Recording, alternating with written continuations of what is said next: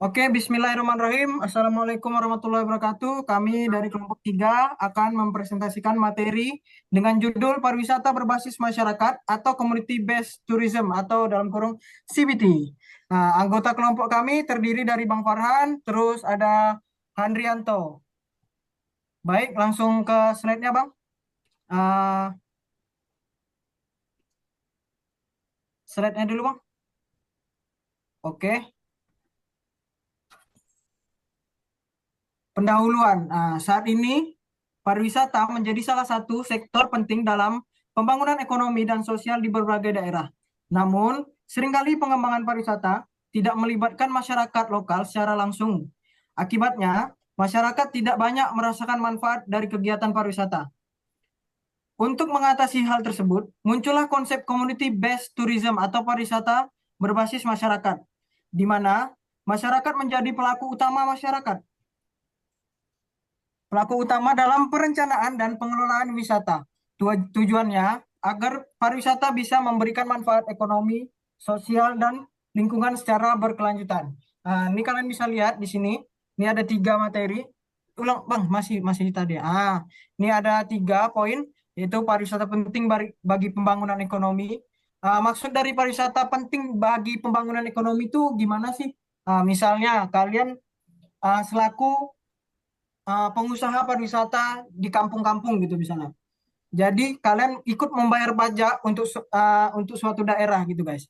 Terus CBT muncul untuk melibatkan masyarakat lokal. Ini sama kayak yang poin pertama tadi. Terus fokus pada partisipasi dan pemberdayaan masyarakat.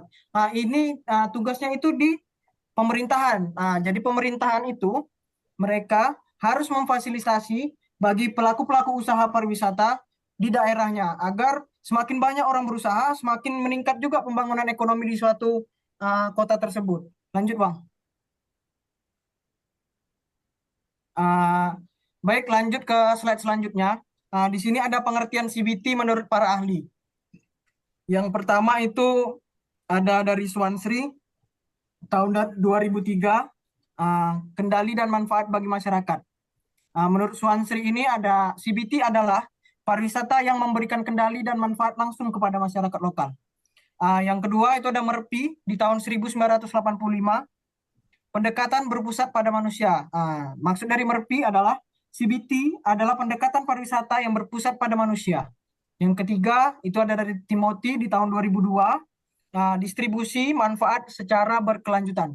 Maksud dari Timothy itu CBT itu mendorong pemerataan manfaat pariwisata melalui partisipasi masyarakat. Jadi intinya CBT adalah sistem pariwisata yang dikelola dan dikontrol oleh masyarakat itu sendiri. Lanjut ke yang kedua, di slide keempat itu lanjut ke Handrianto. Kepada Handrianto dipersilakan.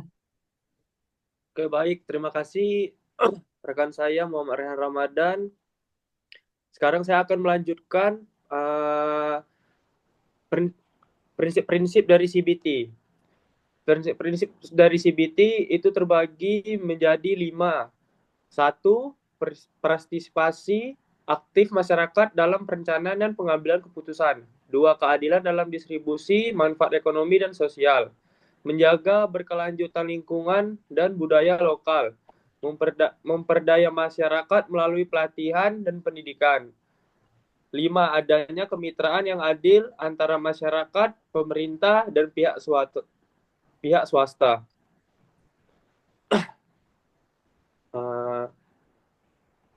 Dengan adanya prinsip-prinsip ini,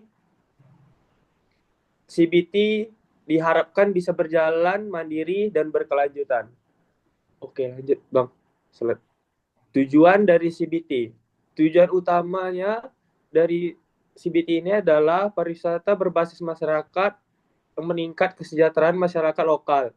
Selain itu, CBT juga bertujuan untuk melestarikan budaya dan lingkungan, serta mendorong kemandirian lokal agar masyarakat tidak menjadi penonton, tapi pelaku utama dalam industri pariwisata. Oke Bang, lanjut Bang. Contoh-contoh implementasi di Indonesia. Di Indonesia banyak contoh sukses penerapan CBT seperti satu desa desa desa wisata Ngelangeran Yogyakarta, dua desa Panglipuran di Bali, tiga Wairebo NTT. Semua contoh ini menunjukkan bahwa keterlibatan aktif masyarakat menjadi kunci utama keberhasilan CBT. Oke, slide selanjutnya akan dibacakan oleh rekan saya, Baik, akan Bang saya Farhan. lanjutkan. Terima kasih kepada Handrianto.